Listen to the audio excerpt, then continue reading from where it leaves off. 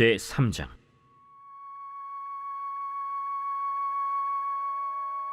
사울의 집과 다윗의 집 사이에 전쟁이 오래매 다윗은 점점 강하여 가고 사울의 집은 점점 약하여 가니라.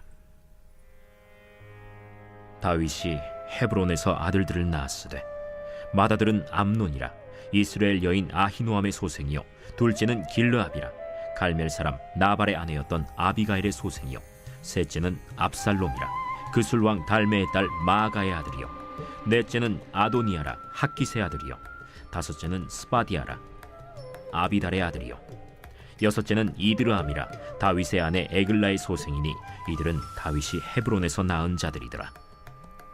사울의 집과 다윗의 집 사이에 전쟁이 있는 동안에 아브넬이 사울의 집에서 점점 권세를 잡으니라. 사울에게 첩이 있었으니 이름은 리스바요 아야의 딸이더라. 이스보셋이 아브넬에게 이르되 내가 어찌하여 내 아버지의 첩과 통간하였느냐 하니 아브넬이 이스보셋의 말을 매우 분하게 여겨 이르되 내가 유다의 계머리냐? 내가 오늘 당신의 아버지 사울의 집과 그의 형제와 그의 친구에게 은혜를 베풀어 당신을 다윗의 손에 내주지 아니하였거늘 당신이 오늘 이 여인에게 관한 허물을 내게 돌리는도다. 여호와께서 다윗에게 맹세하신 대로 내가 이루게 하지 아니하면 하나님이 아브넬에게 벌이에 벌을 내리심이 마땅하니라.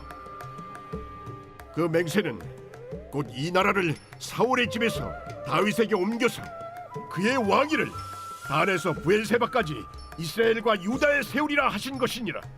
하매 이스보셋이 아브넬을 두려워하여 감히 한마디도 대답하지 못하니라. 아브넬이 자기를 대신하여 전령들을 다윗에게 보내어 이르되 이 땅이 누구의 것이니까? 당신은 나와 더불어 언약을 맺사이다. 내 손이 당신을 도와 온 이스라엘이 당신에게 돌아가게 하리이다. 하니 다윗이 이르되 좋다. 내가 너와 언약을 맺거니와 내가 네게 한 가지 일을 요구하노니 나를 보러 올 때 우선 사울의 딸 미갈을 데리고 오라. 그리하지 아니하면 내 얼굴을 보지 못하리라 하고 다윗이 사울의 아들 이스보셋에게 전령들을 보내 이르되 내 첩 미갈을 내게로 돌리라. 그는 내가 전에 블레셋 사람의 포피 100개로 나와 정언한 자니라. 하니 이스보셋이 사람을 보내 그의 남편 라이스의 아들 발디엘에게서 그를 빼앗아오매 그의 남편이 그와 함께 오되 울며 바후림까지 따라왔더니 아브넬이 그에게 돌아가라 함에 돌아가니라. 아브넬이 이스라엘 장로들에게 말하여 이르되 너희가 여러 번 다윗을 너희의 임금으로 세우기를 구하였으니 이제 그대로 하라. 여호와께서 이미 다윗에 대하여 말씀하시기를 내가 내 종 다윗의 손으로 내 백성 이스라엘을 구원하여 블레셋 사람의 손과 모든 대적의 손에서 벗어나게 하리라 하셨음이니라. 아브넬이 또 베냐민 사람의 귀에 말하고 아브넬이 이스라엘과 베냐민의 온 집이 선하게 여기는 모든 것을 다윗의 귀에 말하려고 헤브론으로 가니라. 아브넬이 부하 20명과 더불어 헤브론에 이르러 다윗에게 나아가니 다윗이 아브넬과 그와 함께 한 사람을 위하여 잔치를 배설하였더라. 아브넬이 다윗에게 말하되 내가 일어나 가서 온 이스라엘 무리를 내 주 왕의 앞에 모아 더불어 언약을 맺게 하고 마음에 원하시는 대로 모든 것을 다스리시게 하리이다. 이에 다윗이 아브넬을 보내매 그가 평안히 가니라. 다윗의 신복들과 요압이 적군을 치고 크게 노력한 물건을 가지고 돌아오니 아브넬은 이미 보냄을 받아 평안히 갔고 다윗과 함께 헤브론에 있지 아니한 때라. 요압 및 요압과 함께한 모든 군사가 돌아오매 어떤 사람이 요압에게 말하여 이르되 넬의 아들 아브넬이 왕에게 왔더니 왕이 보내매 그가 평안히 갔나이다. 요압이 왕에게 나아가 이르되 어찌하심이니까 아브넬이 왕에게 나왔거늘 어찌하여 그를 보내 잘가게 하셨나이까. 왕도 아시려니와 넬의 아들 아브넬이 온 것은 왕을 속입니다. 그가 왕이 출입하는 것을 알고 왕이 하시는 모든 것을 알려 함이니이다. 요압이 다윗에게서 나와 전령들을 보내 아브넬을 쫓아가게 하였더니 시라 우물가에서 그를 데리고 돌아왔으나 다윗은 알지 못하였더라. 아브넬이 헤브론으로 돌아오매 요압이 더불어 조용히 말하려는 듯이 그를 데리고 성문 안으로 들어가 거기서 배를 찔러 죽이니 이는 자기의 동생 아사헬의 피로 말미암음이더라. 그 후에 다윗이 듣고 이르되 내레 아들 아브넬의 피에 대하여 나와 내 나라는 여호와 앞에 영원히 무죄하니 그 죄가 요압의 머리와 그의 아버지의 온 집으로 돌아갈지어다. 또 요압의 집에서 백탁병자나 나병 환자나 지팡이를 의지하는 자나 칼에 죽는 자나 양식이 떨어진 자가 끊어지지 아니할지로다. 요압과 그의 동생 아비새가 아브넬을 죽인 것은 그가 기브온 전쟁에서 자기 동생 아사헬을 죽인 까닭이었더라. 다윗이 요압과 및 자기와 함께 있는 모든 백성에게 이르되 너희는 옷을 찢고 굵은 배를 띠고 아브넬 앞에서 애도하라. 하니라. 다윗 왕이 상회를 따라가 아브넬을 헤브론에 장사하고 아브넬의 무덤에서 왕이 소리를 높여 울고 백성도 다 우니라. 왕이 아브넬을 위하여 애가를 지어 이르되 아브넬의 죽음이 어찌하여 미련한 자의 죽음 같은고. 내 손이 결박되지 아니하였고 내 발이 착고에 채이지 아니하였거늘 불의한 자식 앞에 엎드러짐 같이 내가 엎드려졌도다. 하매 온 백성이 다시 그를 슬퍼하여 우니라. 석양에 뭇 백성이 나와 다윗에게 음식을 구원하니 다윗이 맹세하여 이르되 만일 내가 해지기 전에 떡이나 다른 모든 것을 맛보면 하나님이 내게 벌 위에 벌을 내리심이 마땅하리라. 하매 온 백성이 보고 기뻐하며 왕이 무슨 일을 하든지 무리가 다 기뻐하므로 이날에야 온 백성과 온 이스라엘이 넬의 아들 아브넬을 죽인 것이 왕이 한 것이 아닌 줄을 아니라. 왕이 그의 신복에게 이르되 오늘 이스라엘의 지도자여 큰 인물이 죽은 것을 알지 못하느냐. 내가 기름 부음을 받은 왕이 되었으나 오늘 약하여서 스루야의 아들인 이 사람들을 제어하기가 너무 어려우니 여호와는 악행한 자에게 그 악한 대로 갚으실지로다. 하니라. 할렐루야. 이른 새벽 우리 주님 전에 오신 우리 믿음의 성도님들을 환영하고 축복합니다. 오늘은 사무엘하 3장의 말씀으로 함께 말씀 나누겠습니다. 사울과 다윗의 집안 간의 싸움은 아주 오랫동안 계속이 되었습니다. 성경 첫 장에서 다윗의 집안은 점점점 강해졌지만 사울의 집안은 점점점 약해졌다라고 말씀하고 있습니다. 그러면서 2절과 5절 사이에서는 다윗의 아들들을 언급하고 있죠. 맏아들 암논, 둘째 길르압, 셋째 압살롬, 넷째 아도니야, 다섯째 스바냐, 여섯째 이드르암입니다. 이들에게는 좀 공통점이 있는데요. 이들에게는 각자의 어머니가 다 따로 있다라는 것이죠. 이 다윗이 왕에 오르고 그 후에 이 아들들이 서로 권력을 차지하기 위해서 피비린내 나는 그런 비극을 맞이했던 장면이 이후에 이제 나오게 됩니다. 사실 다윗의 아들들의 최후는 굉장히 참담합니다. 맏아들 암논은 이 이복 누이였던 이 다말을 강간을 했고, 이 다말의 오빠 이 압살롬에게 살해를 당했죠. 그리고 셋째 압살롬은요, 이 암논을 살해했을 뿐만 아니라요, 이 아버지 다윗에게 반역을 일으켰습니다. 그로 인해서 결국에는 요압 장군의 손에 또한 죽임을 당합니다. 또한 넷째 아도니아는 이 솔로몬과 왕이 쟁탈전을 벌였죠. 그래서 결국에는 비참한 최후를 맞이하게 됩니다. 여러분, 이렇게 된 이유가 무엇입니까?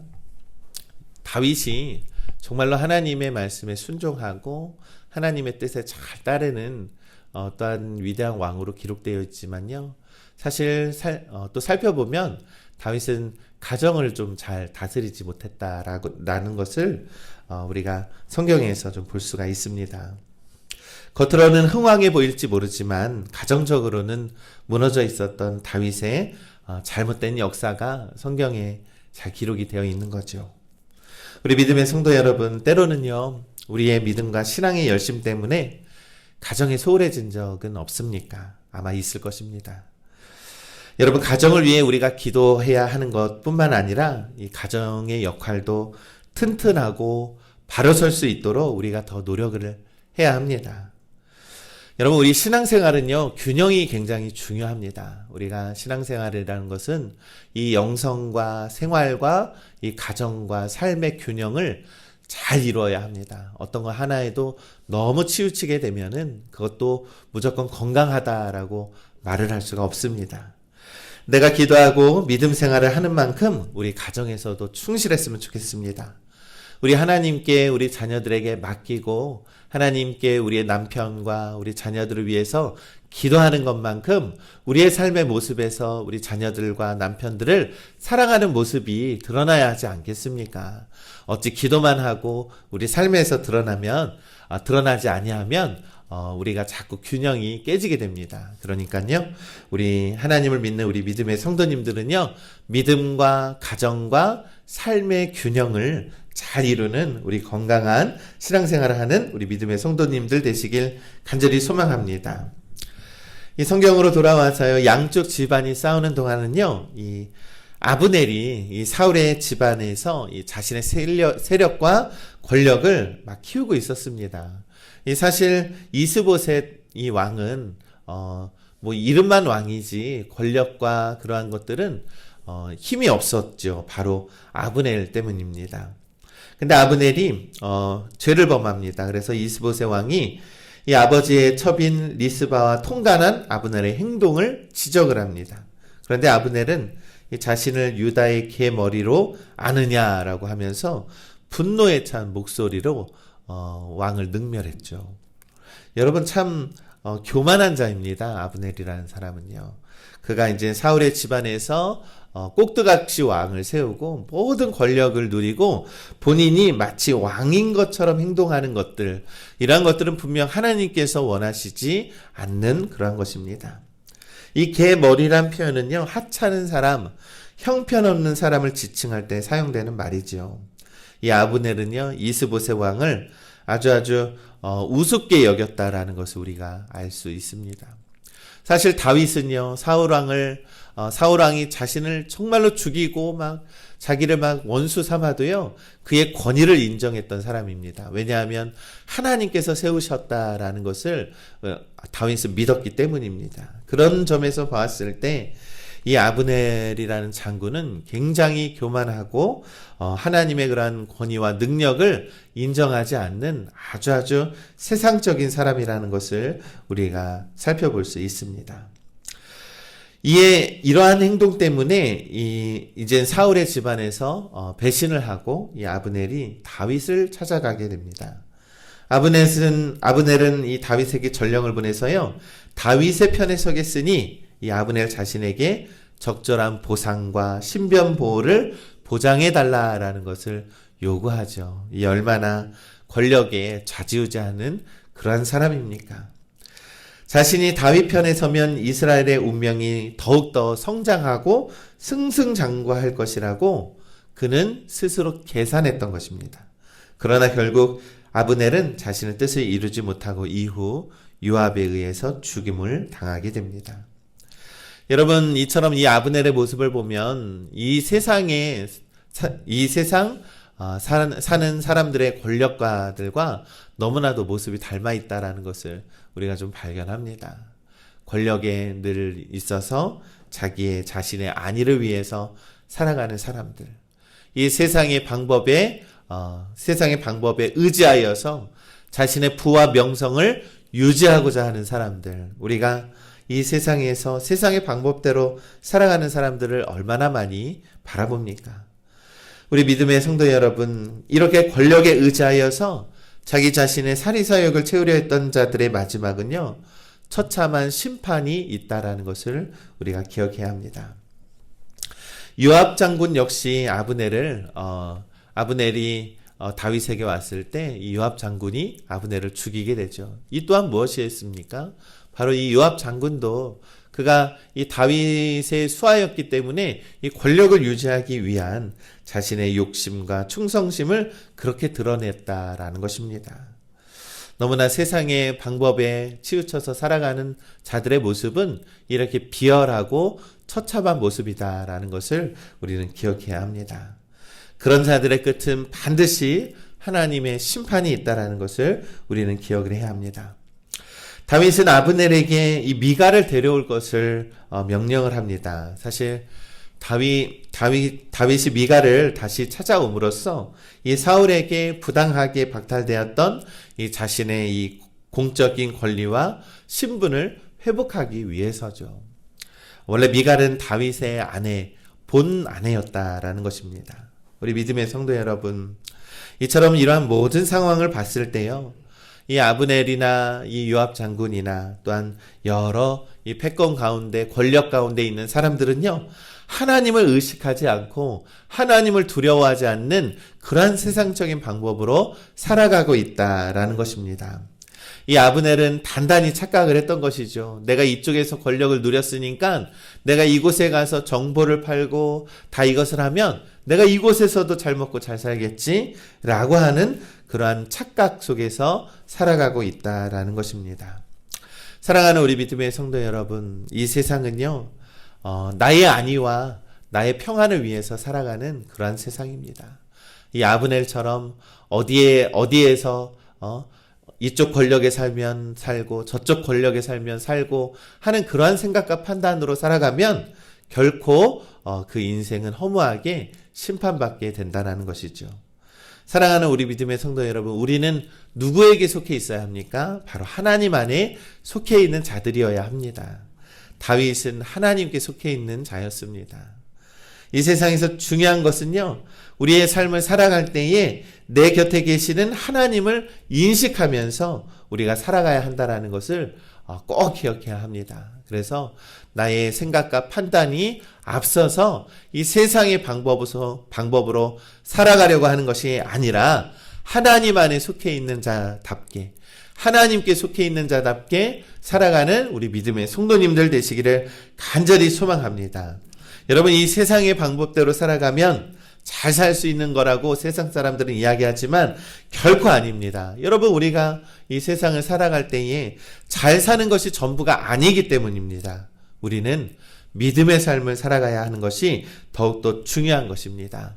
여러분, 우리가 믿음의 삶을 살아갈 때에 하나님께서 우리를 책임져 주실 것을 우리는 믿습니다.